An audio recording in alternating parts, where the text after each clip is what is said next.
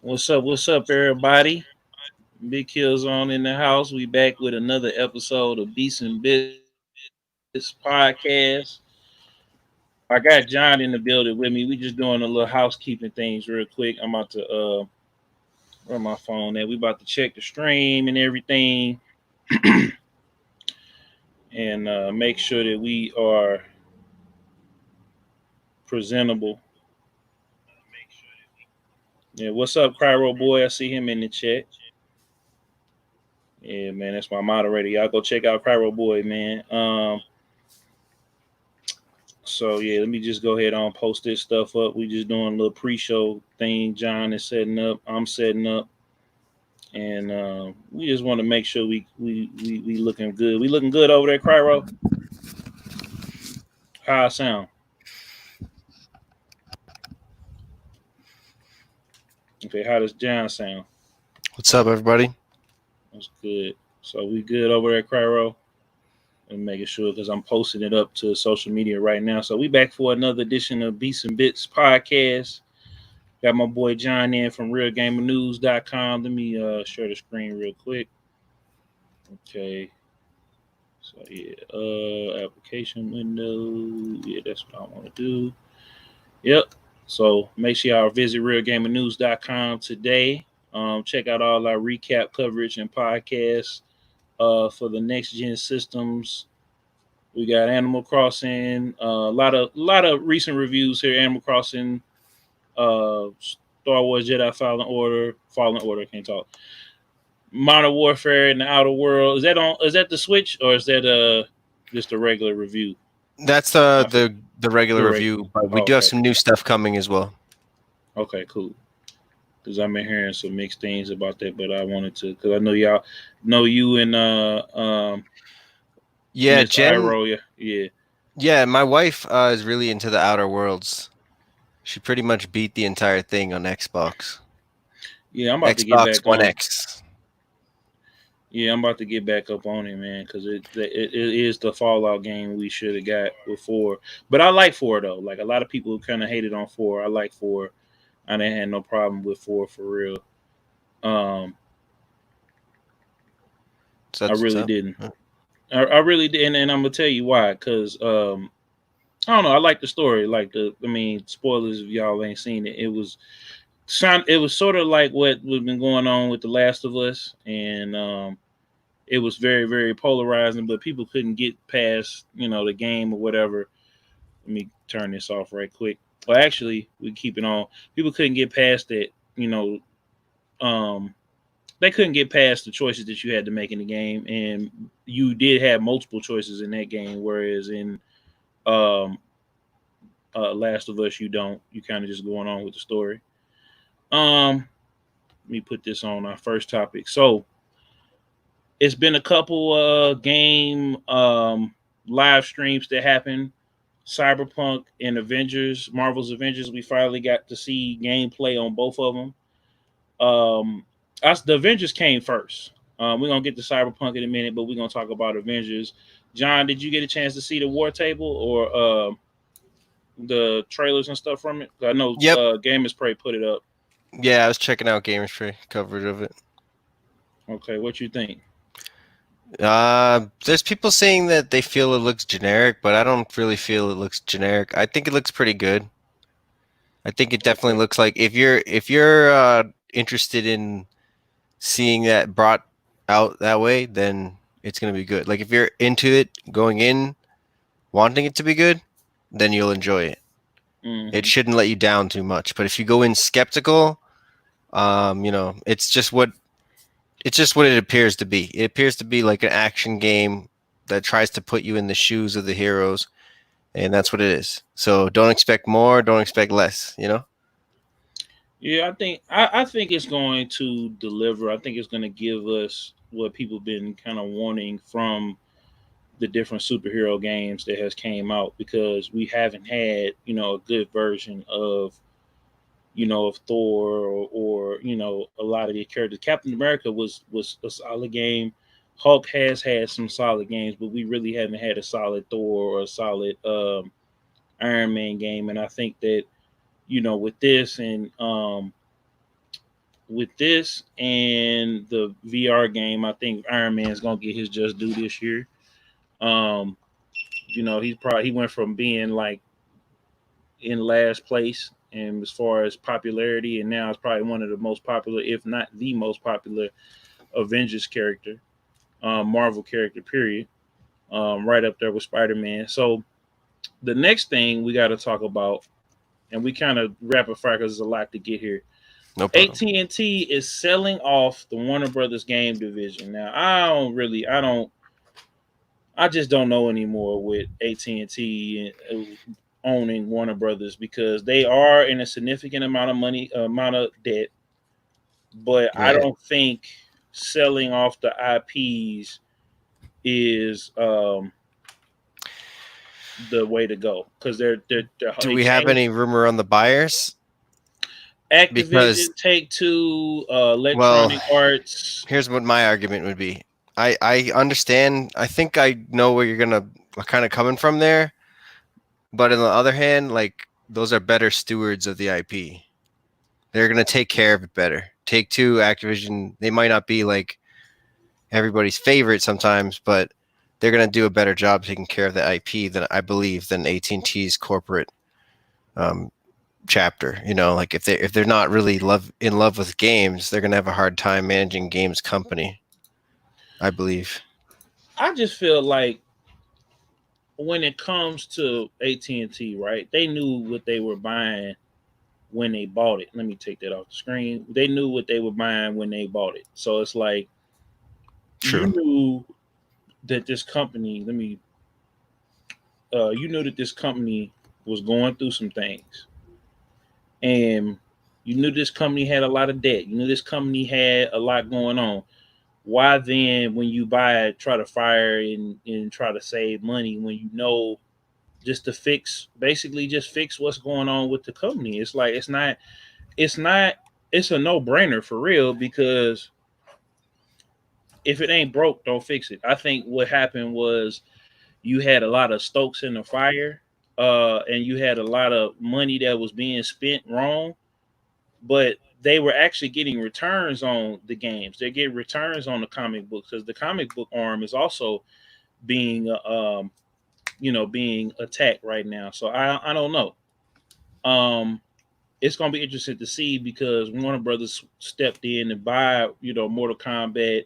Warner Brothers bought DC, and of course, back in the '90s and stuff like. Well, actually, back in the '70s or '80s, and then they sold them. Sold the movie rights off and to different people. And well, actually, no, they didn't. They kept theirs, but they messed up, I think, with trying to make the DC EU like um, the Marvel Cinematic Universe instead of sticking to their guns and putting out a solid film, standalone film. I think that's where a lot of their money went was into that, but they still made it all back. They may not have made as much. I think it was a lot of overspending at Warner Brothers, but I don't think getting changing distributors for the comics.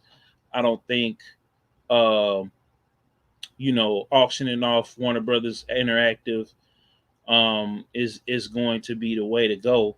But hey, um, switching gears back into because we did a lot of bits, but we didn't have that many beats, man. 6ix9ine, man, the elephant in the room. He hit number one this week. So What he hit number. again? No, he never had a number one single. We just gonna pick this up. Oh, We gonna show like um you know and as you see right here with DJ Booth, a lot of people are criticizing it, saying that they bought it, that they promoted it, and everything else like that. They had merch bundles and everything else like that. But it's just like even before all of this, I just feel like people just don't like 6ix9ine. Before he snitched, they didn't like him. After he snitched, he didn't like him. Everybody is just kind of really just hating on 6ix9ine and stop sharing the screen. But I feel like everybody is hating on 6ix9ine right about now. It's not just one person. It's everybody. Wait a minute, am I stuttering? Let me make sure. no. Oh, okay, it's just on my side. It's kind of, but everybody's kind of just hating on 6ix9ine right about now, and I kind of my My thought on it is this: if you don't like him, stop talking about him. Stop listening to his music. Just, you know what I'm saying? Like, because if I don't like somebody, and I don't, and generally me personally, I don't. If I don't like somebody, it's usually because they did something to me, or I feel like they slighted. Because if I don't know you or whatever, I'm not gonna be envious or hateful or jealous of you because of what you got going on. If anything, I'm gonna be inspired and I'm gonna be hopeful for my future because everybody gets their turn. But from out the gate, they just didn't, and that's just people in general. I think we gravitate towards negativity. Even the people that say they're not following them, they're not streaming them, they're following them, they're streaming them, they're contributing to his success. So I just feel like once you stop talking about him, eventually he's either gonna keep doing what he's doing or he's gonna go away. And I'm not staunchly against 6ix9ine. I don't agree with what he did per se, but at the same time, this is music. This is a guy who came in like a lot of rappers, like they not really living their life. They not really they rapping about something and glorifying something that ain't nobody really living because we have racial injustice and you know going on, and a lot of these people that would basically make a song, or even if they are about their life, none of them had really done nothing outside of like marching or anything else. They're not really living the lifestyle on in their music in a real life anyway. So it's like we upholding the culture that's not that's not productive at all. So we find somebody who is going against that particular culture, which it ain't right and it ain't productive at all. So now we want to have a moral compass, but the people that the real when the real issues hit the fan, everybody's quiet or everybody is business as usual because they gonna get their money and they gonna keep doing what they're doing. But how do you feel? Man, I don't think I could say it any better than how you said it already. I mean, I mean, do you listen to 6ix9ine music? Do you No. okay? Like, how do you feel about the whole him snitching and coming back and all of that? Well, I don't agree with it, but humans, when you push them to a certain line, some people fold, unless you have a really tight bond with the people that you're around, then you would never fold. But if Okay, it's like the fact is that he was probably strangers with these people, he's just, he's trying to play like an actor, but an actor in real life, that's very dangerous. You don't do that. So I don't agree and with him from the jump. I'm one of those people that probably didn't like him from the jump, to be honest. It just like rubs you the wrong way. People got to be authentic. It's valuable in our society. We got to have people that we can trust around us. Nobody wants to be associated with people that they don't trust. okay, And um, if he's playing the actor, he ended up only having people who didn't trust him, so that's why it led to issues. They didn't trust each other back and forth, and they're both playing the act with each other. exactly. And That's just unfortunate. Yeah. I feel like um, I feel like that right there. I mean, that's when I listen to back to the podcast and I listen like the 6ix9ine story, and I listen to I listen to the videos and stuff going back and forth. It was just like I could tell that he wouldn't. I knew from the jump that he wasn't built like that. The songs was hot, but you know, and even now the songs is hot, but it's not something that I put in heavy rotation. Like if I was in the gym or something back then, now I just don't even feel it doesn't even feel right to even listen to it, even though I'm a civilian. It's just like I never stepped over that line, because I had a situation where when I was young, and I told this story before, I had got out of line with my parents, right? And my godfather took me to a juvie hall. And ever since then, when all my friends was jumping off the porch and doing whatever they not friends but people in the neighborhood, because I don't associate with people who do illegal activity. So it's like, you know, when they were all jumping out there, it never occurred to me to be like, and even now, like I never would play with, especially where I come from. The city is too small. Like you can do that in New York City because you can have beef with somebody in a whole different barrel, a whole different island, and you won't see that person because it's so big. But in places like St. Louis, you know, in smaller cities like that, you really can't, you can't run and hide like that. 6ix9ine, and then 6ix9ine was beefing with people in whole different states. So it was just like it's like, they got to fly in, drive in, get a whole bunch of guns. You know what I'm saying? And then what are we doing? So it was just like one of those things. They wouldn't even see each other. You'd have to text him like, "I'm at the Dunkin' Donuts." You're like, "Which one?" There's like 30. Exactly. Um, which brings me to my next topic, the whole no name versus J. Cole thing. Now, and the reason why I'm bringing this up with you, um,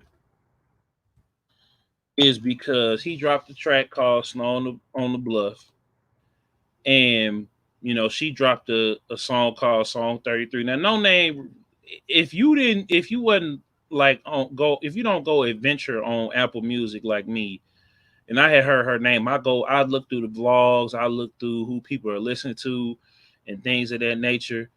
Like it was clear from the jump that she did a sneak diss for the clout.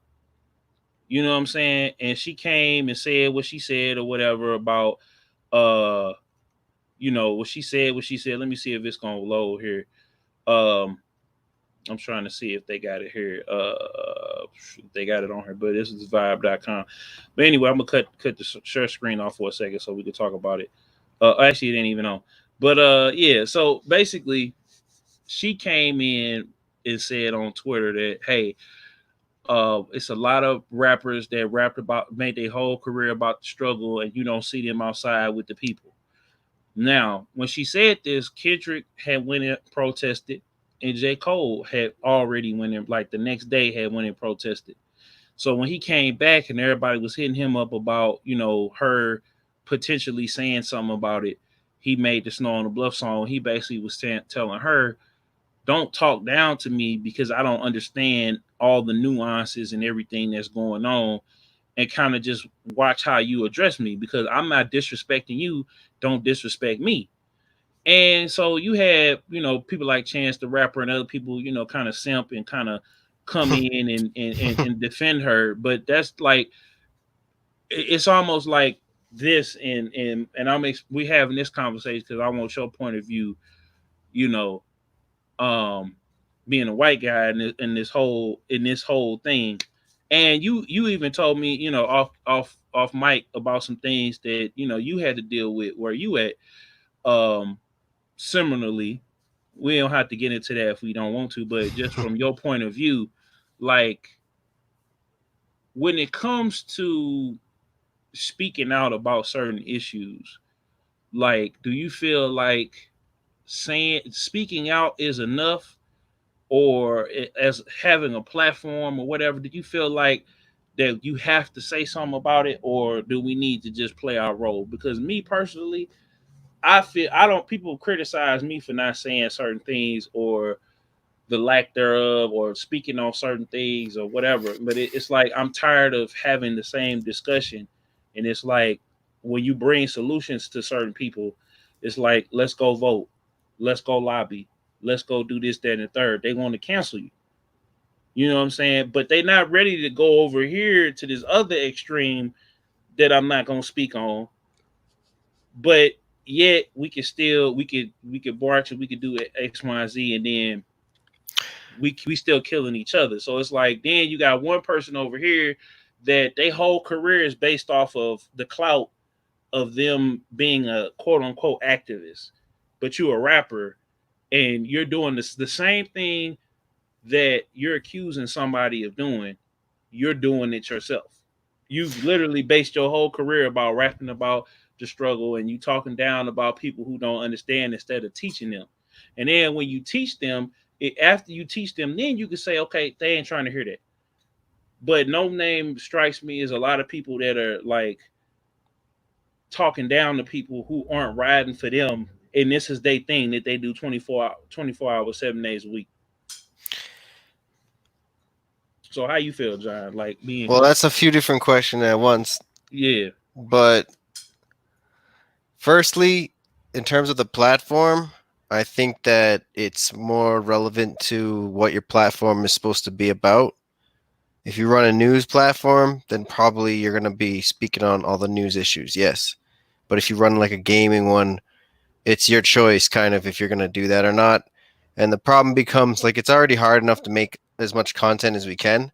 And then if there's going to be like a new trending thing every time, like we did last time on the podcast, we are talking about that. Like it's not even only about avoiding social issue, it's also just about we're trying to get to the core of what our coverage is about, the games. So we not only don't want to really always do the trending political stuff in the game coverage, game sites. I mean, it's fine if sites do, but we don't really do that as much here.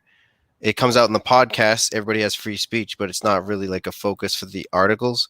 And mm, that's more like a situation where we're also trying to balance trending games with games that are old and like more higher quality because people can always say, "Oh, back in the old days, some big games were better," which it's not always true. Sometimes nostalgia, but yeah. And then in terms of the actual issue itself, I would say for people who have a platform that talked about the struggle, or like Kevin Hart is a good example, right? His comedy act is built on his life experience, and he gives back in major ways. He uses his platform mainly just for comedy, though. Like you don't really see Kevin Hart trying to make political statements on Twitter. I mean, I'm sure there's some small like rehearsed ones from his PR companies at this point, right? But those are all like self-owned companies too. That's another thing. He made like a film company so that he can get films done. He made a comedy company, and then he let other artists from where he's from come up through him. Even his ex-wife, who he's not on good terms with, he still never made any move against her in the industry. In fact, helped her into the industry. So and then Immortal Technique, he's an interesting example. He's kind of like in the activism type of thing. He's also built schools overseas, like where he's from. mm. So, uh, I just feel like some of it though, it's like I was but always brought up. those are examples of people who are. See, hang on though. Like Immortal Technique is using his rap to show you the best possible rap that he can do, and then it happens to have politics in there so people can accept it because he's already like really really good at rap, right? Hmm. And then Kevin Hart is really really good at comedy, so then people can accept if he's trying to do something for the community or something. They're just happy to hear it. But it's like if he didn't have the comedy on point, do you think anybody would care? Like maybe not. So I think that with your platform, you better be really good at what you're doing first of all, and focus on that. Like, and then after that, if you want to change things, there is, like you said, lobbying. You can start like a super PAC. You could do something like that. Like if you were a bunch of gaming bloggers or just people who do different things in life, but you know each other through different connections, and then you want to influence the world a certain way. Yeah, you can lobby together like a certain percentage of your money. You can put aside a responsible amount for charities, and it will help you in your taxes too. Mm. So I think those actions are stronger than always being obsessed with like even like if Christmas happens and like I forget to make a Christmas post, do you think I care? No. I only care if I cover the games. So, it Exactly. Yeah. I mean, I think what it is um certain or and even companies. We're gonna take it away from being just a racial thing, but even companies are and I see my cam is froze, but whatever. Um uh Even companies, like I seen every company kind of rush to the bank to say, yo, we're down with Black Lives Matter and we're, this, that, and the third. And it's like they don't really care about what's going on. Like they, even with the even with the LGTB stuff, TBQ stuff, it's just like they gotta say that so that we keep spending our money with them. They don't care. It's all about them greenbacks. Like they don't really. Do you think, honestly, John? Do you think that these companies care about us like that, or they Well, just putting them statements out there? And it's basically they're like, just putting the statements out, and the reason is the corporations are like a certain like entity which is designed not to care about anything except for money, and that's the only reason why they put the statements out is for money reasons. exactly. It's not against anybody from any issue either. It's just across the board. Anything that corporations say, even internally, usually half of it or more is designed just to cover their butts. Yeah, for real. Like they don't be tripping off of.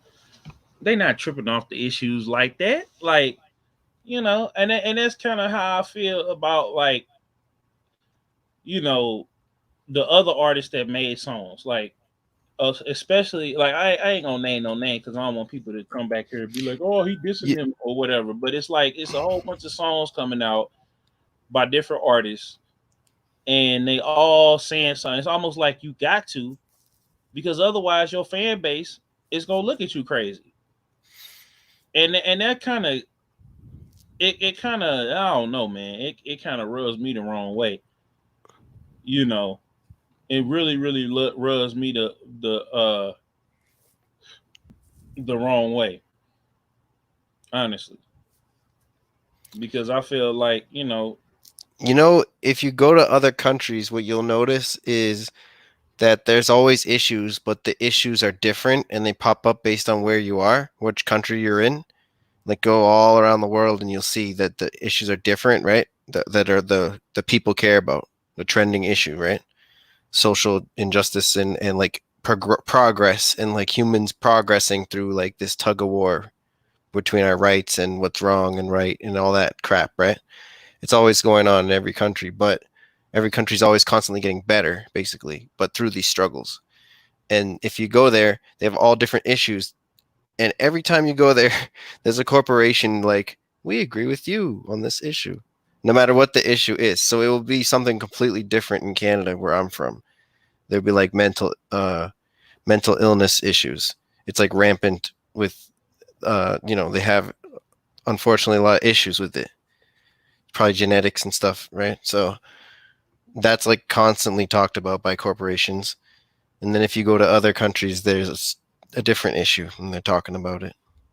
Like for example, voting and stuff. There'll be completely different parties.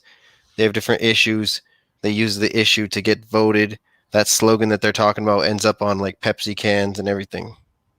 mm, So kind of like to your point, like does Pepsi even know what's going on, or do they just have like really smart people employed who get the thing printed down?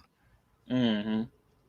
It's a corporation. It's corporation is a fascinating entity because it's almost like a human by law. It has a ton of rights, but it doesn't have like any of the responsibilities of a human. It's just pure money. Yeah. Crazy. It's like a topic in itself almost. And to kind of segue into an older story from like last year. We going into next gen. Last year there was a poll that was taken from Def Jam for a new Def Jam game. So their last year was a poll. Where wait a minute, where is it at? They asked where let me see where, yeah, here it is. They add, it's not real. This is something that Boss Logic made. Um, they asked, Def Jam asked, they asked what city there was and everything else like that. Do you think that it would be wise for them to put out a new Def Jam game? Um, like I said, this was last year. They did a Um, they did a poll, and yeah. maybe if they do it like a certain way, like don't have any guns in there, I mean, probably. they're jam. No, I'm saying like, do you think that for them to have an arena brawler in the space that fighting games back then aren't as big as they are now? Like fighting games always, you always had Evo, you always had CEO, you always had Oh, Kumite. nah, it will sell. It will sell. I think it will sell from nostalgia if they plan it properly too. Like, don't plan it as a full price game. Plan it as like one of those $50 launch, and then like heavily focus it on digital, and then throw it on sale all the time. Throw like 15% off here and there. It'll sell a bunch of copies. It's You don't just think probably you don't think that it would sell if they gangbusters. if they made the game as polished as they did Fight for New York? Well, You don't think it would sell? who are the rappers that are going to be in there? That might decide whether or not it will go higher than regular sales. Because if for regular sales, if you want to make the most money possible, you should do it like how I said. If you expect it to only make like 1 to 5 million, then just do it like that. You'll get it slightly faster, and you'll impress the stockholders more, and you'll get slightly more sales and more money than you would have, because if not that many people are going to buy it anyways. But if they put certain rappers, then they can charge full price and hype it up like crazy. But who is hot right now? You're the video game hip hop reporter, bro. Let me know like who should be in this game. like You tell me. Drake, Future, Lil Baby, Okay, Eminem, okay. If that's the uh, lineup, then yeah, Kendrick, they could. Kendrick Lamar. You got to have Machine Gun Kelly in there just because, like, If they can get a lineup like that, okay, yeah, then Joe they Button, can of course. He got to they can bring Joe sell. Button back. Like, he got to be a main character. You Method got Man to and have, Redman got to reappear though, yeah, because oh, remember of they course, they performed got, every E3. yeah, they got to be at every, like, they got to be a part of the story. Beth and Man and Red Man, of course. They'll be the main Uh, characters. yeah. Snoop Dogg gotta not have died falling out of that spoilers, It falling out said of that Snoop Dogg is window. banned. Well, When I just looked it up, it said Snoop Dogg is banned. that was the tier list that they had because there's people that still have beat ups Oh, and because he's too high tier or something. yeah. Snoop Dogg was so overpowered in that game, it was crazy. Oh, I He hit got you you. with like a spinning kick, and half your health is gone. Oh man. So Snoop Dogg was crazy, but like, and that was like that was harder than D Mob in the first game. D Mob was a pain. Like I Yeah, see, really I thought you meant like they're gonna only go with like current acts and stuff, like not have no, not too many. you gotta have you You gotta don't think they're have. gonna go with the monthly pass thing? And Oh yeah, you're gonna have a fight. You're gonna have a season pass. You're gonna have a fight pass, and you're gonna have to have at least 40 characters. You're gonna have to have like 20 new rappers. Like damn, you gotta have NBA Young Boy. You gotta have you get paid for that one. Lil Uzi Vert.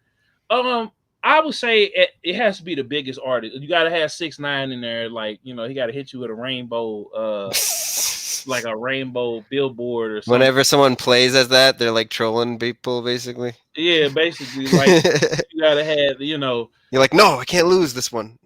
yeah, You but get all serious. like the screen. He does his special move, and the screen is like claymation. Like this finishing move is like it's got to be over the top. Like Eminem gotta put a chainsaw mask on and cut, like it's gotta be like Mortal Kombat level crazy, but at the same time had like the realism. Like the special moves gotta be over the top.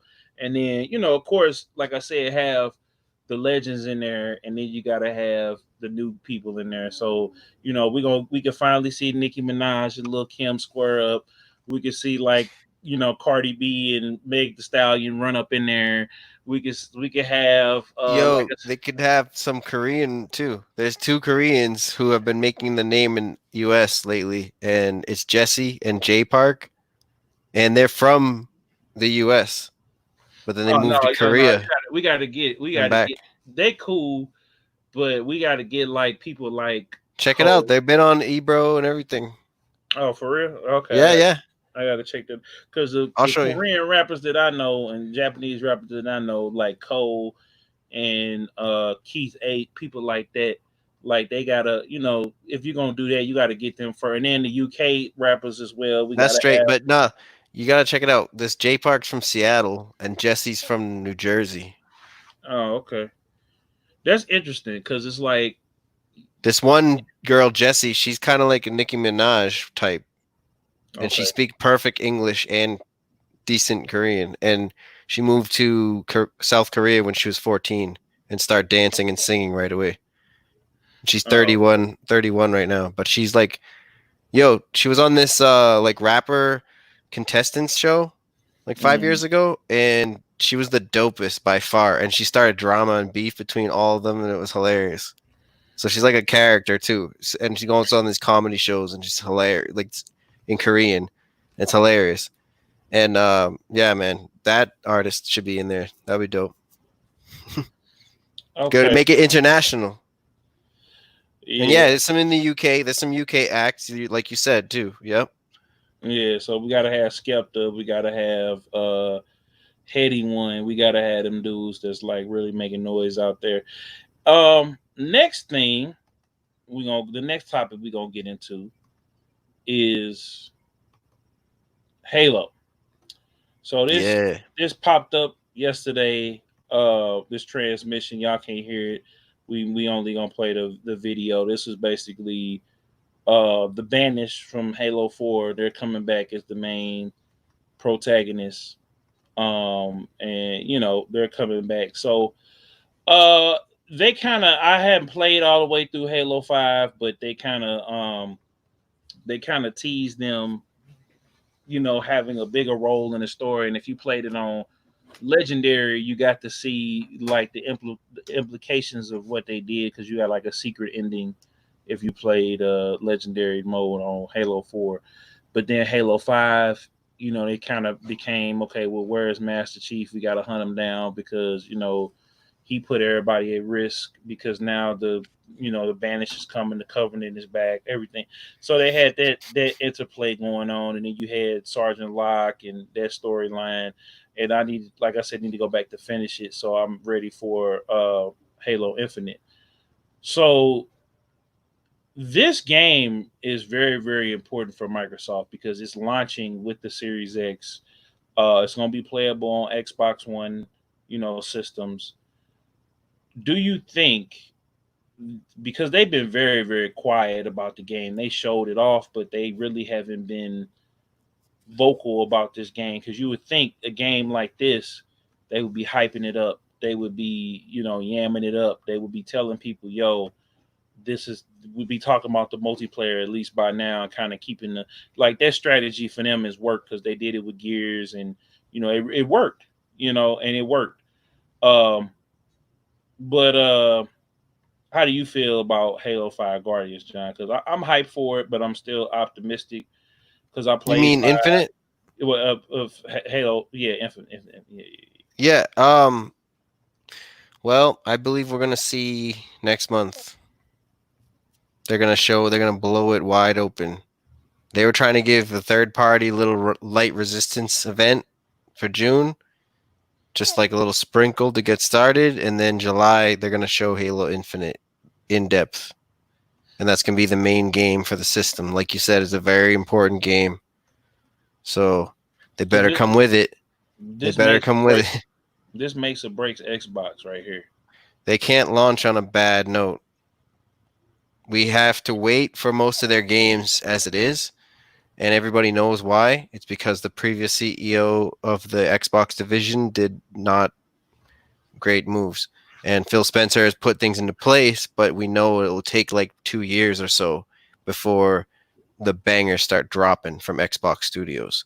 So Mm. in between that time, Halo has to be good. Just has to. And they might as well throw in a bunch of free updates while you're at it to the multiplayer, and find ways to keep it spicy. Might need to make more than one multiplayer. There might need to be like a battle royale and a multiplayer and like some creative type of thing where it's just Mm. like make your maps and run around and play other people's maps. Because that feature has not been in every Halo, and it pisses people off when it's not there. because Mhm. it was in the originals. So a franchise should never go backwards. That's bad stewarding of the franchise. Yeah. So Yeah. that's what I think.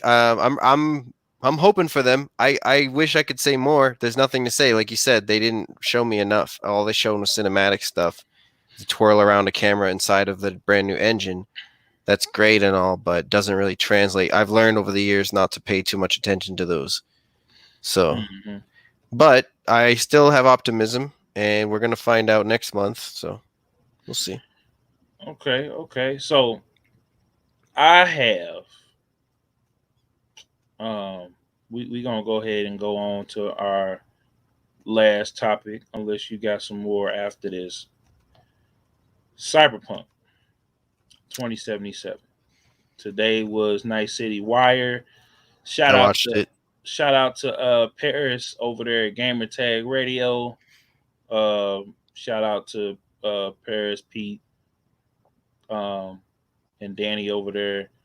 So they really they kind of they opened up the doors for us. They let us see, you know, gameplay. They kind of broke down, what we're gonna be doing, what's gonna happen. Um, everything they pretty much showed us was kind of VDs. yeah, it was kind of mind blowing. Yep. Um, the the sheer scale and the sheer focus of this game is just like it could the game like our choices matter.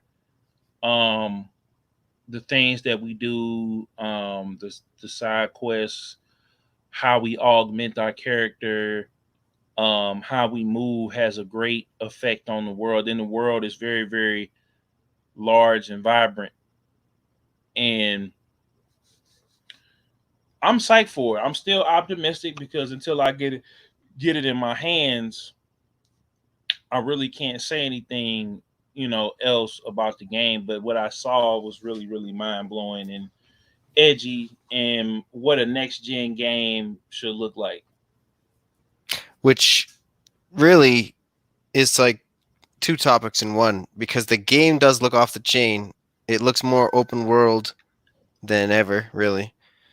It's what we're hearing from everybody who got a chance to play it, and they played it over GeForce Now, so they didn't have to fly somewhere and get sick or whatever.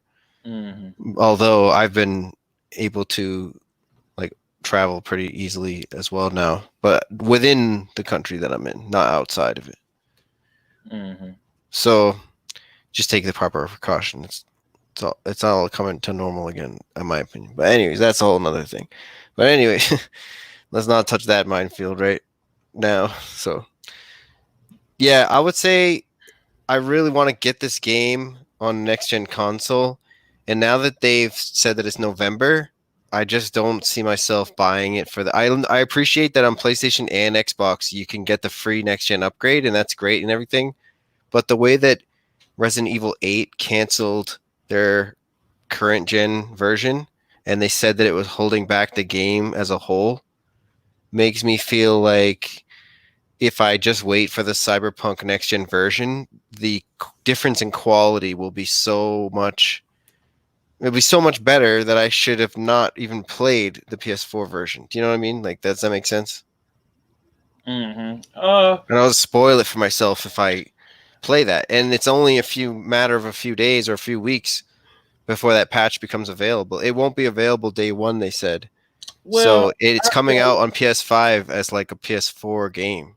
So they will have to patch it to well, to make it a PS5 game, but I still, feel like it's a double-edged sword because me personally, if I do end up getting both of the games at launch, like I feel that if I can experience it and if I have a PC at the same time, if things do edge out and I'm able to, make all, drop and get all of those and then have my setup, I will probably play it on PC um, first anyway, because that's PC is going to be the definitive, regardless of the consoles. Like true. depending on your build, that's going to be the definitive version.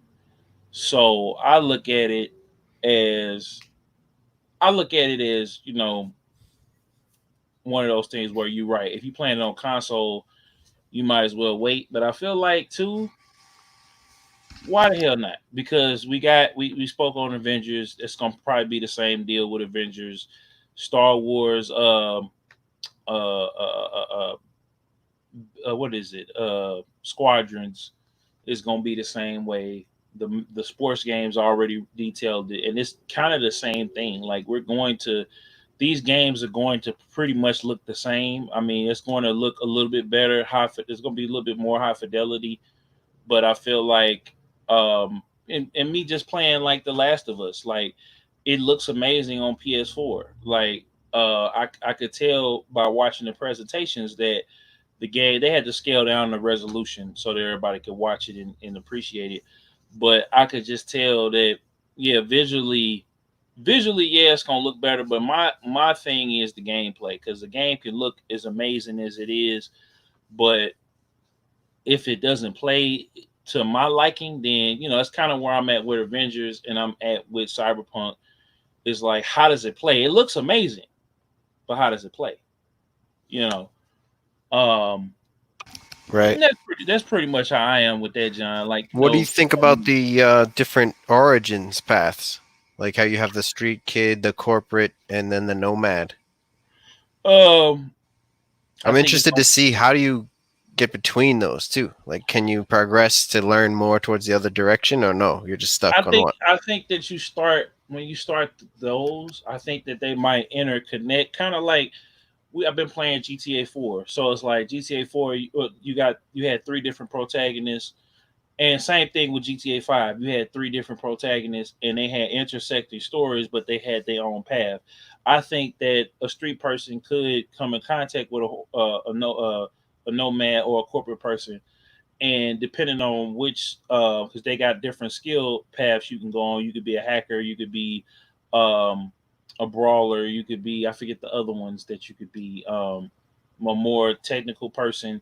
Like they got three different classes or four or five different skill trees you can master.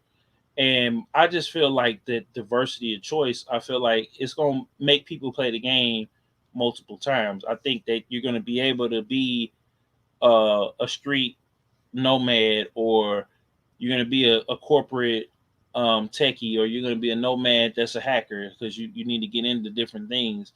Um, and I feel like you're going to have the time that you spend doing side missions and you doing different things in that world and triggering events in that world. That's going to have you meet up with different people. And then too, when you get to the multiplayer aspect, where we may have an online version, or we may have a version like it's going to become like the world is going to come like Destiny, where you might be running from the night city police, right?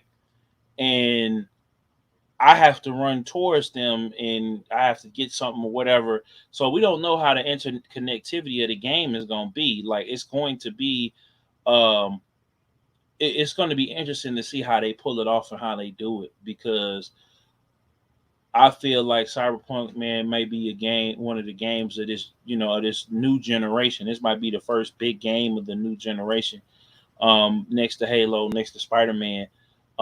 But as a new IP coming in at this level and this scale from a company who's already gave us, The Witcher 3 and the Witcher series as a whole, that just was able to, each game improve on, what came before it. I'm interested to see what the DLC, the sequels, the multiplayer component, how all stacks in together, and the fact that they pushed it back to coincide with the next gen releases lets you know that they want to make sure that this game, because with all these different random possibilities, um, the endless possibility, they want to make sure that it all works, because we seen in the past with Witcher 3, like this tree, you run into this tree, the whole game blows up, or Skyrim. We've seen it happen before, so they just want to make sure that this time around that the game doesn't suffer from that. Same thing. I think what's gonna happen with Last of Us. A lot of people are upset with Last of Us now because they seeing these reviews and they seeing this, that, and the third. But I feel like it's an acquired taste. I think Cyberpunk is also gonna be an acquired taste, but a lot of people or excited about it because it reminds them of a lot of franchises that they grew up with and fell in love with. It reminds them of Star Wars. It reminds them of The Matrix. It reminds them of Deus Bebop, Ex. Deus Ex, Blade Runner. Like it reminds them of all these different series. So Just a couple days ago was the 20th anniversary of Deus Ex, actually. yeah, yeah. I mean, and this is really a spiritual successor to me to Deus Ex and to like Blade Runner, because we never did get a Blade Runner game. We've gotten comics, we've gotten shorts, and we've gotten a sequel.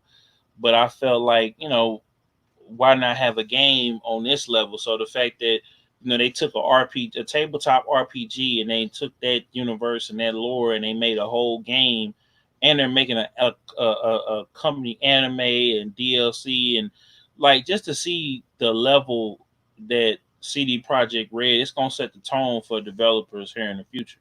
My bad if I'm being long winded again, y'all, but yeah. Yeah, I definitely agree. I think the games are going to be a lot crazier. From what we're hearing, they're going to be bigger open worlds and more detailed with more things alive inside of them. So you're going to be having more NPCs. They're going to have more stuff to say. It's going to be more dynamic, Mm-hmm. and it'll all look much better. See, no pop in, no loading screen. Yeah, that's gonna be awesome. That's gonna be awesome. And then, like, you got to think too. I don't think it's gonna be too much of a problem because check this out real quick. I don't think next gen is gonna like people are really uh tripping off of next gen like that because this bundle. So I was getting ready to buy this bundle, right? Hold on, wait a minute. Did I start the stream? Oh no, I hadn't did it yet. Okay, no, I'm glad I didn't. But no, because my Amazon stuff came up. They saved by the bill. But this bundle right here, I'm gonna bring up the picture, and that way I could just bring that up. Let me go ahead and do that real quick. So yeah, cool. That was perfect. Um, this bundle sold out within 3 hours. Like I had seen it go up, and then it sold out instantly almost. And this ain't a bad looking bundle. Like you get the controller, the game. And you know what else? Yeah. It ain't cheap.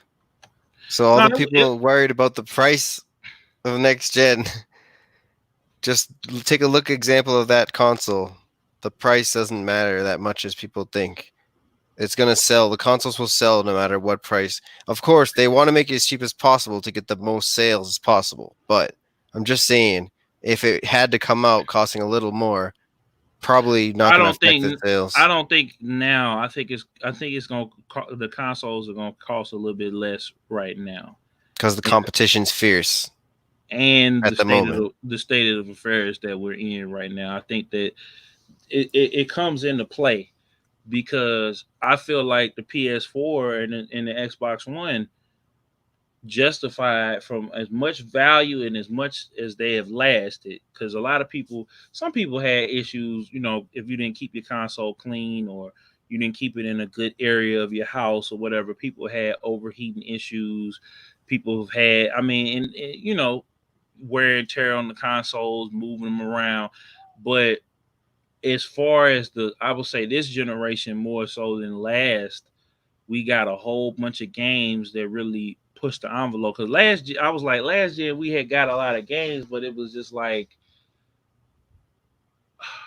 I don't know. I have fond memories on PS3 though. well, I mean, yeah, we had those, but Resistance series.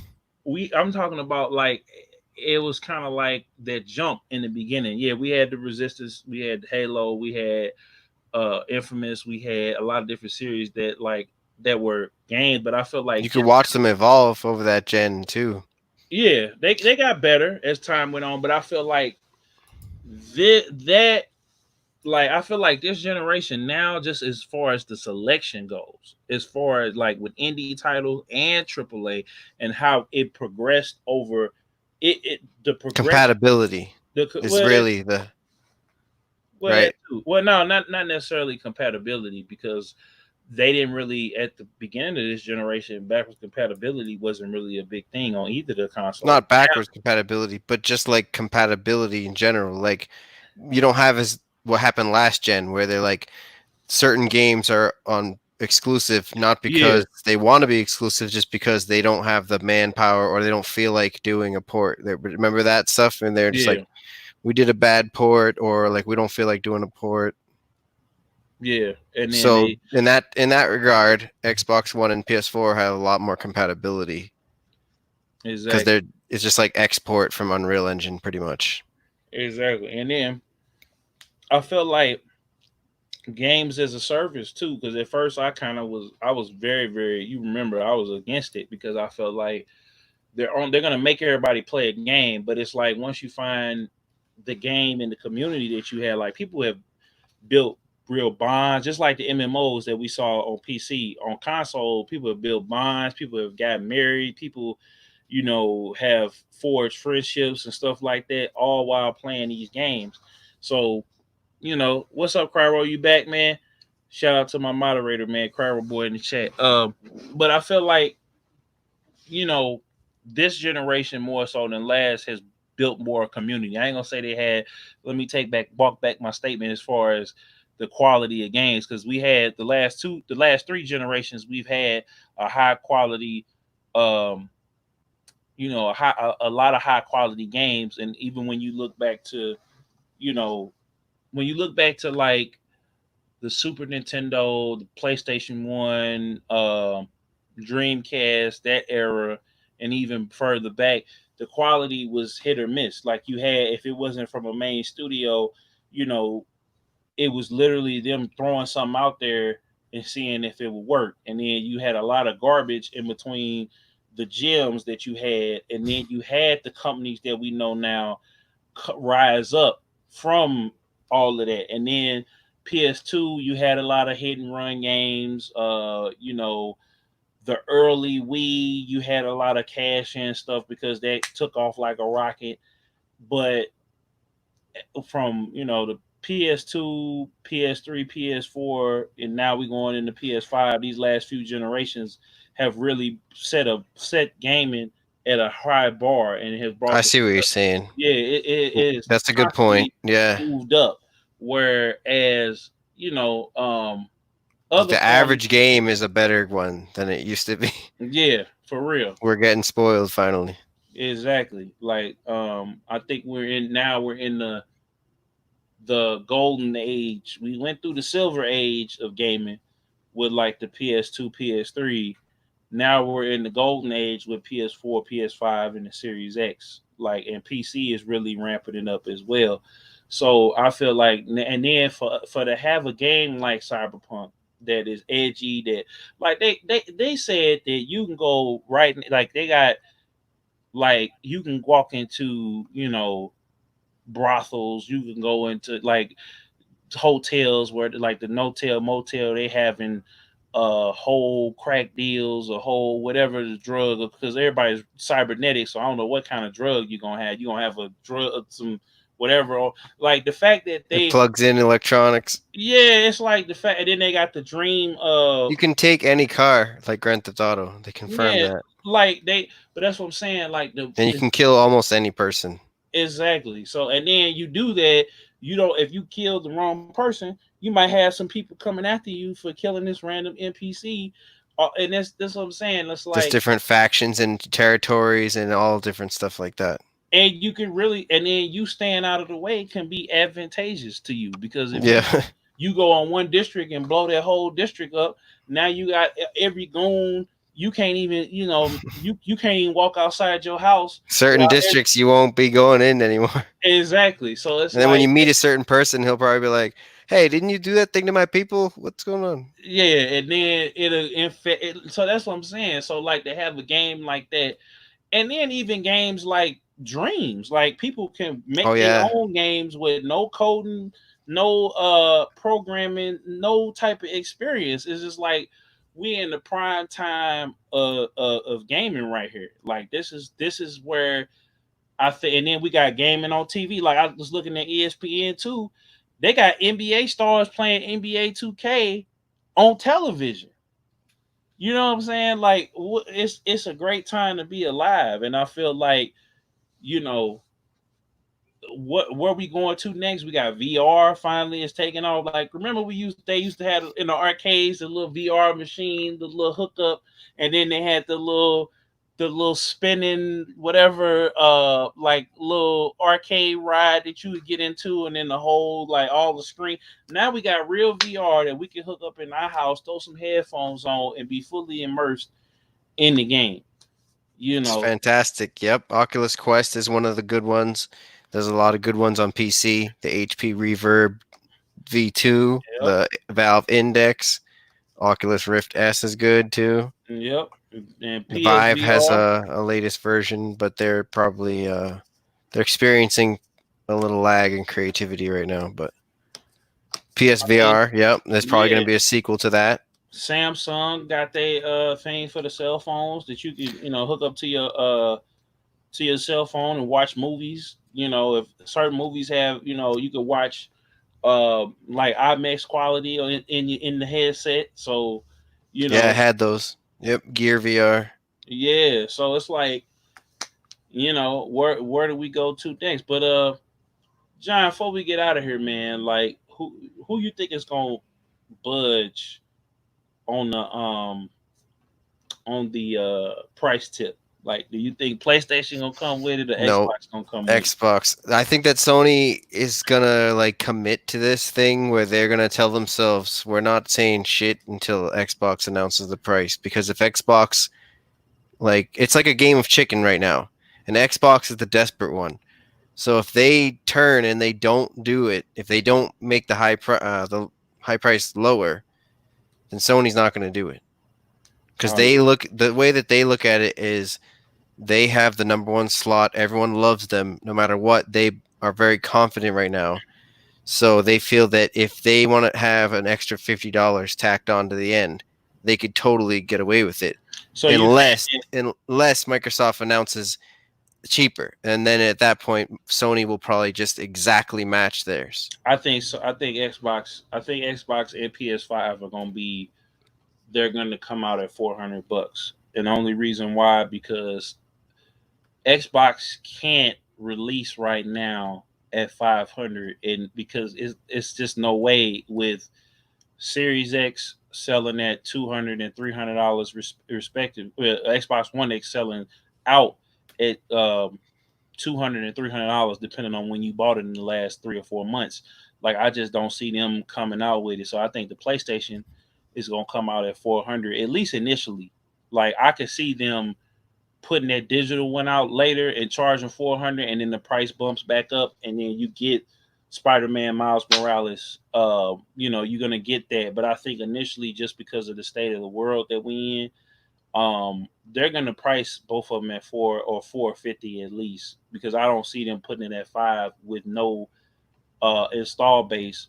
Plus, they want to move all their inventory so that when things start getting back to normal, they want to be able to quickly refill that as safely as possible. We can't say it. It's like he who must not be named. So, they don't take us down. But I'm just saying, like, I could see them being at 450, because then for $1,000, I could get both of the consoles, a controller, and a game, and now we're competing, because now both people can sit here and say, I got the Series X, I got the PS5, and they're going to see which one they're going to get rid of. Because then what's going to happen then, they're going to trade in whichever one they don't like and get more for the console that they like.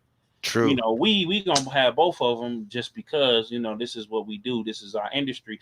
Oh, I lied. We got one more story. All right. The Bonus. biggest, the even bigger elephant in the room. Mixer is shut down in 1 month.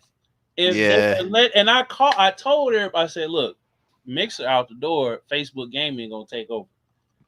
So I told everybody, I say, bro, it's gonna happen. No, everybody was like, nah, Killzown, you crazy, ain't no way in hell Mixer gonna shut down. They number 3 right now. Why would they do Yeah. that? They got Ninja, they got Swifter, they got this person and this person. hell no, they ain't gonna do it. And I like, cause more people are on Facebook than they are on any other app besides YouTube. It's a Yep.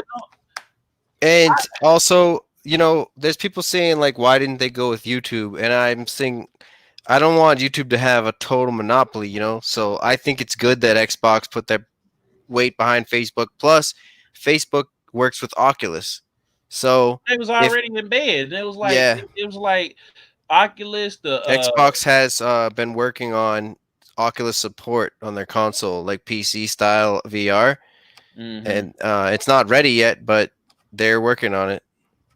exactly. So and then they had what was it? The Windows, they had the Windows VR at the end of the day. I think Right. they shifted it into Oculus. But if they're able to gain favor by doing this move, especially, and then they can support Oculus Store somehow on the Xbox, then they won't need to develop any VR stuff at all. They can just tell you to go buy an Oculus Rift or an Oculus Quest, plug it into the Xbox, or if you have a Vive, they'll probably support that too, hmm and then they'll just say like, if you're a developer and you made your game compatible with Steam VR on PC, then you'll just have to do like a small patch and it will work on the Xbox as well. That's probably what they'll do. I could see Oculus being native to because they already got like when you And then go. it'll just show Oculus logo in front of your virtual like screen, so they're still getting the branding. Like you're still playing a Facebook device. hmm You're just using your Xbox to purchase the game and run the game, so you don't have to worry about building a PC. And That then could with be a huge market. It might not yeah, happen with the first Xbox Series X, but they're working on it. It's something that they said is not a priority for them. So hmm it may or may not pan out, but those are the type of things I thought about when I heard this announcement. It's good to have somebody trying to balance the monopoly of YouTube, and it's good that like whenever you're fighting monopolies, this always has to happen. Like Sprint is merging, right? hmm Again, this is the second time. So I think it's Sprint and T-Mobile are trying to merge, and Sprint was already merged with a different company that I don't even. Nextel. It was Yeah, yeah, Nextel. that's right. That's right. They had the beepers and the chirps Yep. and all of that. So Yep. they put that together and Boost. yeah, boost Yeah. too. So yeah, I felt like because Facebook gaming is just exploding and they were just like, well, we could keep this platform going that we got, or we can consolidate it and give it to Facebook. If Facebook is already one of our partners, we don't have to. We've paid everybody in full, so now it's like okay. I heard Ninja had tweeted out that he has a decision that he has to make: either go back to Twitch because they tried to screw him over when he went to Mixer last year, um, or go to Facebook. And I felt like Amazon's vindictive like that, bro. I would just go to Facebook. I mean, he probably will because I mean, he got all his social medias are pretty much branded Unless, together. unless like Twitch is really like. Twitch So the got a thing is, hundred mil. Twitch is not Twitch got going anywhere. That's the thing. Facebook gaming is cool and all, but if they fail to get you into the doors of certain events and things like that, it may be a little annoying. But no Facebook if can all you make. care about is streaming and making money, then it should be fine. Well, no, Facebook is every like Facebook had a they didn't have a booth, but they had a presence at E3. They have a presence at True. PAX. Well, yeah, They the fact they have Oculus, maybe it's what makes it like they actually will stick with it. and no, I'm talking about they had Facebook there. They had a podcast space there last year, and I heard from listen to Game Attack Radio and different outlets that they was there in full force like Facebook gaming, and I think that's probably where the conversation was probably first hatched. Hey, let's do a merger because you fight Twitch, which is backed by Amazon now, and then you fight YouTube. So you got these big two juggernauts over here, and Microsoft is a juggernaut in its own right, but it's like getting with Facebook, who already is like it's not Facebook doesn't have. Well, I can't. I ain't gonna say they don't have. They got the viewership because they got Facebook Watch, they got Facebook Gaming, and everything is integrated right there. more people are streaming on Facebook. I'm getting ready to try to merge and well, I'm gonna do like restream once I get everything together. I want to be on everything at once just to save time and to be able to interact with everybody in real time, and where I don't have to drop a video over here and then drop a video over here. Everybody's getting the same amount of content, and so when I end a stream, all I got to do is kick it off. Keep it under an hour and kick it off to Instagram Live, Instagram TV, kick it off to Facebook Gaming, kick it off to YouTube, kick it off to Twitch, and then away we go.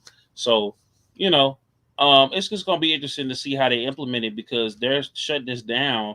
Are they gonna launch a Facebook gaming app on Xbox? Yeah, Xbox One. yeah, Okay. they're gonna temporarily disable like the broadcasting from the Xbox One, and they're gonna totally overhaul the app, and then you're gonna have to download the app and sign in that you want to be part of it, because some people were saying like they're worried that they don't want to be part of Facebook. But if you do choose to do it to be part of it, your Mixer account will translate into the Facebook account. Oh yeah. Well, just y'all get ready because uh I'm already on Facebook Gaming, and I was neglecting that Mixer. I think that Xbox would have been a great partner with streaming and stuff, but it takes a lot of hard drives too. Like they don't got time. It's just like an extra thing they don't really feel like dealing with because they already have a cloud stream to focus on, XCloud, and now they're being paid to do Sony's PS Now to improve that and totally change how that is. It's not rolled out yet, but that's happening. So mhm. I just think it's just like that. It's just like you said, someone else is already doing it better. Let's just cancel it. They need to be smart because they don't want their investors to start getting pissed off with Xbox, right? Because if things don't go immediately fast right away next gen, they need to have uh, like lean budgets in certain areas. Like in the Mhm. games, they need to max the budget out, and on the hardware, they're smart. They learned over the years to max that out too. Mhm. But and But they probably inspired PS5 to be a little bit more beefy than it might have been if it wasn't for the Xbox One X. mhm. So that's nice. And Stadia put that pressure too because they did that presentation. I don't think Stadia is out of here. Like unless Stadia comes with like Well, a PS Now or X Cloud or Game Pass type service, they done. Like and Google don't nah, even bro. care. It's when they put it's the opposite for Google. They always thrive on things being free. It's gonna be when they put the YouTube button in place. They're gonna give you like free trials. You're gonna be watching a YouTube video of a YouTuber gaming, and then rather than watching him and helping him get his ad revenue, YouTube is gonna be like, "Hey, you want to click this button? I'll make more money from you." And then you click the button, and you're gonna be instantly in the game. You're gonna be like, "Oh shit!" And start playing for like 15 well, minutes, but and then I'm it's gonna be saying, like, "All right, you want to continue playing? Like, deposit some money." People will well, do it. I don't think that they gonna because see, this is what I'm saying. It's not accessible on everything. It has to be accessible on everything. They're gonna have to get with Microsoft. They're gonna have to get with Sony to get on to people to get on, be able to It's get a not. Stadia. It's not the audience of Stadia. Or or or They're not or, going to be able to get on there anyways because or those they're people gonna have need their to get own on. services. Well, Nah, bro, nah. It's for people with like crappy laptop, the millions and millions, billions probably of people that have like a crappy school laptop or a crappy work laptop, and they can just find their way into a YouTube video. They will never even probably heard of Stadia until one day the YouTube integration's released.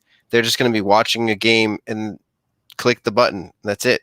That's what's going to that's be what I'm saying. Stadia's saving grace. But I'm saying no, if it's no incentive for me for to buy a system, and then this might be for the people who can't even buy a system that just they It, got a laptop, they got a TV, they may have Netflix, they may have, and then they could put Stadia when they get Stadia on the TVs, when they get Stadia, when I could get basically go out and buy any controller, or if I could get a Stadia controller for $40, they don't beat you over the head for 60 or 70 how they were.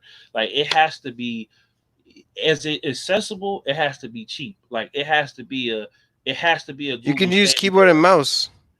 I mean, but we talking about people who ain't like people that ain't really in the PC like that. They want to be able to pick a controller up and play it.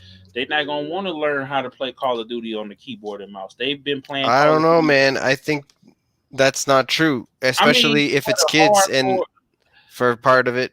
but Nah, kids man, all those established people though. who think about this, the person that's already gaming, that's not the Stadia customer. But kids are on tablets though, so it's like they got to be able to play either on the tablet or they got to have a controller. Nah, they'll be loving the fact that they can play such a high level game anywhere that they are, But and that, they'll get used to the keyboard and mouse. but that's if they got. But like I said, it's If you got to go to be. school, you log into Stadia when your teacher's not looking, you start playing. You go home, you play Stadia on whatever device you can get your hands on at the moment. Well, I It's mean, a market. It's just that without the YouTube integration, they're not reaching their customer base. They're I don't even. wasting their time trying to comment, trying to sell it to us. But I don't think that them trying to sell it to us is the problem. It's that they don't have any games that's Yeah, like like I've already played they Red Dead fumbled the Redemption. whole rollout. Yeah. The companies like this keep on thinking, and some gamers encourage it, which is terrible. But some companies like this keep on thinking that exclusives are like bad or something. I don't think it's bad. I think that Google should have opened up their pockets and that there should have been like a couple console exclusives that you don't really expect that you can get nowhere except Stadia, not even Steam. Like fuck that. Get it only on Stadia. And then I would have had them make games, some studios make some games, and I would not have announced and rolled out Stadia until those games were done. And they better be good. And then whatever it costs, no matter what it costs, you should have got Call of Duty on Stadia and had it be cross play. Because if that was the case, Stadia would be lit right now. Or Stadia would be selling super duper every day if they would have got Modern Warfare with the cross play on Stadia. They yeah, would be successful. It would be a wrap. It's over. But as of right but now, also have GeForce Now lost Modern Warfare.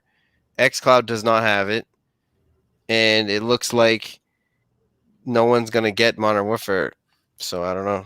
but also having a subscription service to play, 2K, to play Red Dead, to play Mortal Kombat, to play those games on the system, on there, and you shuffle them up. You got your Stadia games, even if it's like $10 a month, $20 a month, or $100 for the year, just like with a Apple Apple Games Plus or whatever that system is that they got.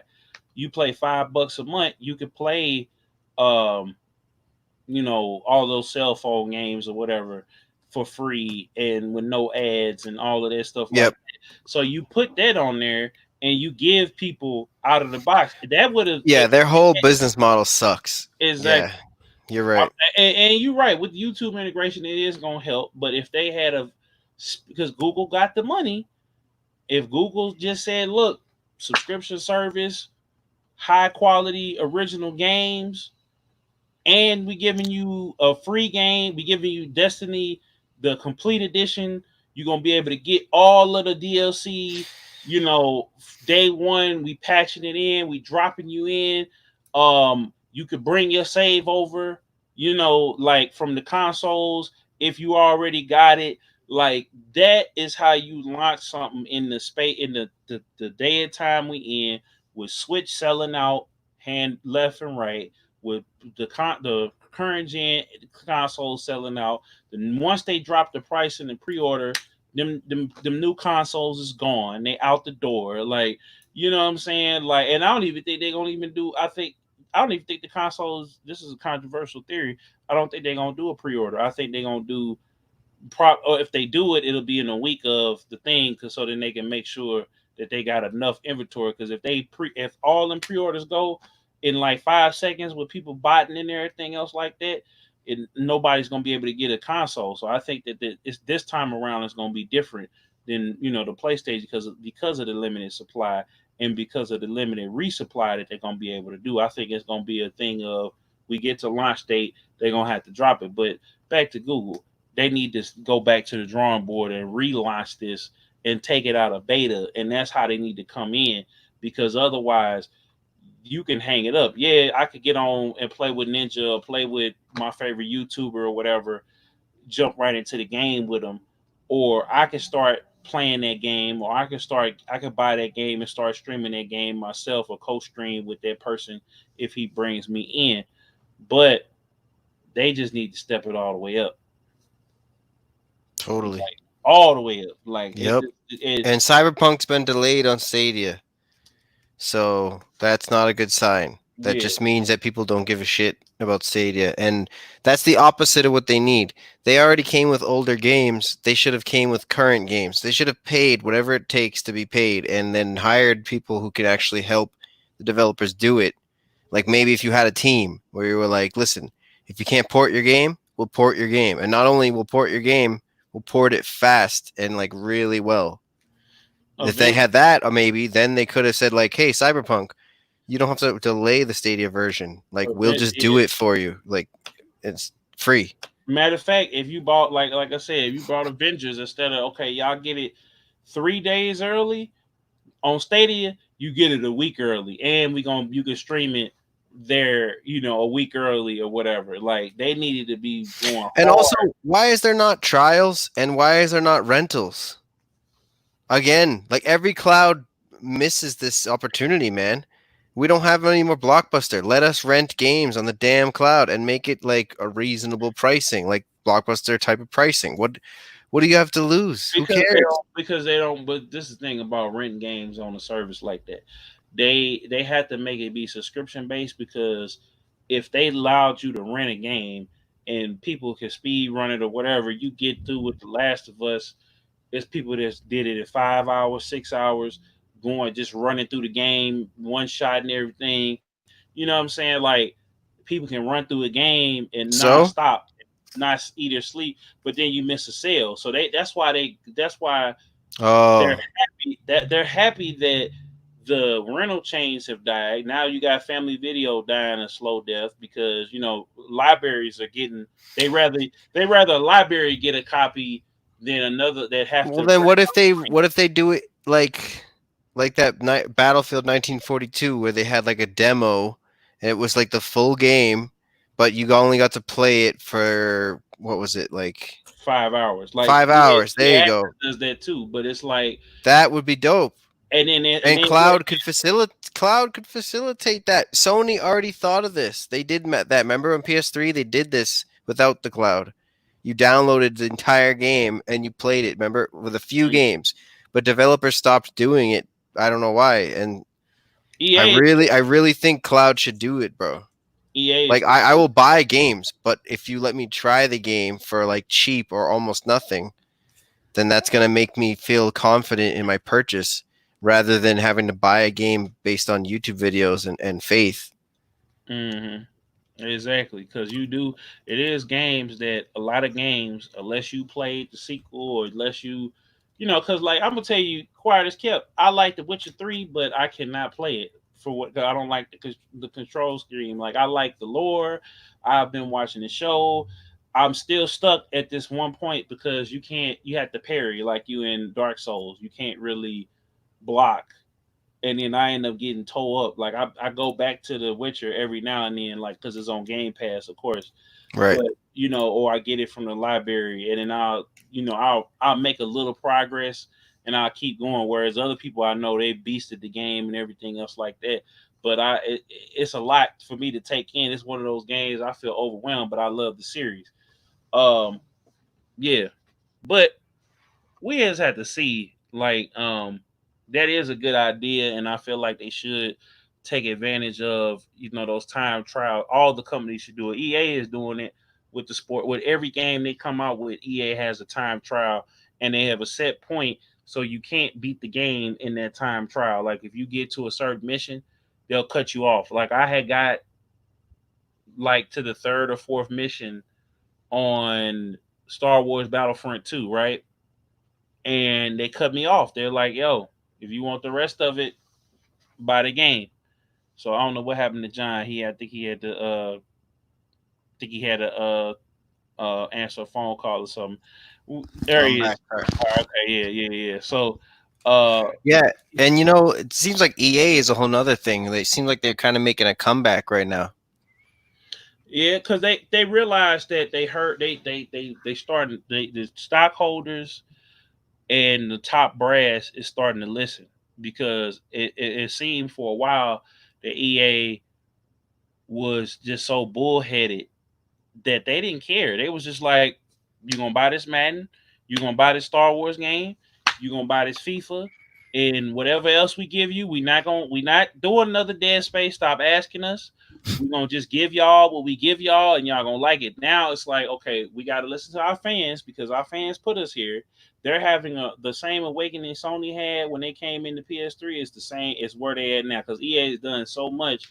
But I think now that they got new leadership, they've realized the backlash that they got, and they're starting to be more accessible. EA Access. It's like I'm thinking tomorrow I might go ahead and get the gear for the it's $30. So I don't have to buy Madden. I could wait I could wait 6 months. I can get it on the Series X for free. Download the game, play it because I don't like buying a $60 sports game every year. I can get those games on there. I'm be able to play Burnout. I'm gonna be able to play Dead Space day and date on the Series X.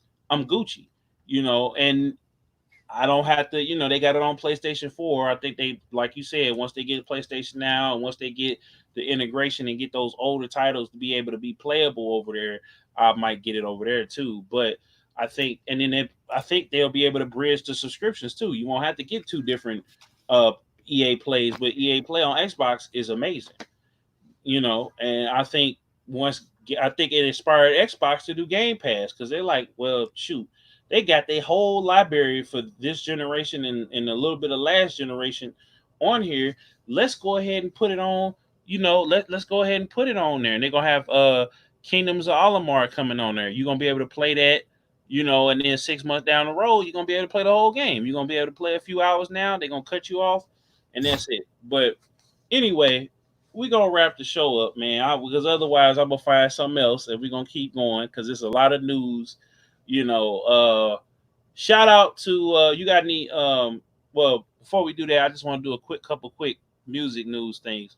Shout out to B King with the Then Lead challenge. He got all the girls twerking on Instagram and TikTok, and all of the debauchery is going on. John, we better not catch you on there. But anyway, shout out Freddie Gibbs with that Alfredo, that good lyrical content, and shout out to my boy Sunsy Wolf. He just got he was on Welcome to Zell's channel, Elliot Zell. He had me on his podcast. Are you joking? He just got partnered with Twitch. He just became a Twitch affiliate. And who else I want to shout out, man? My boy Cryro Boy, he heating up on YouTube. Young Link Jr., Geekly Podcast. Shout out Mel Weezy, Tech Dre, D Jedi. They are back. I'm waiting on their new episode. They're gonna be talking. Well, hold on, I'm gonna wait on that because they share with me behind the scenes. But shout out to them boys. Shout out to John for coming on, man. Shout out to Breezy who's working on his own game and all the indie developers out there right now. And you got any shout outs, John? Yep. Shout out Tristan. Shout out to Bajan Shinobi. Shout out to Gamer Flesh. Shout out to Gamers Prey. Okay. And check out DJ Killzone Jones and check out Real Gamer News. Exactly. So we until out next time. Yep. We out of here, y'all. Peace. Oh, I will be on Twitch at 8 p.m. playing what am I gonna be playing? GTA 4 at 8 p.m. I need 6 people to come through. If y'all watching this on the restream, I just need 6 people to come through, watch from beginning to end, and I'm gonna be doing a giveaway. Once I get the affiliate, so I need 6 people to come through, or more, or better. So if you're watching this, let me find the link real quick. Let me make sure I got it correct here for y'all. Twitch.tv/DJ Killzone Jones. So give me 1 second. I want to make sure I got the real secure link for y'all. I don't want to give y'all the HTTP. Put that in the chat, and it'll be in the show notes. John just gave us a gave us a dope logo too. Shout out for you for that, bro. Whip that up real quick. And we out of here, y'all. Peace, man. Until next time. Peace.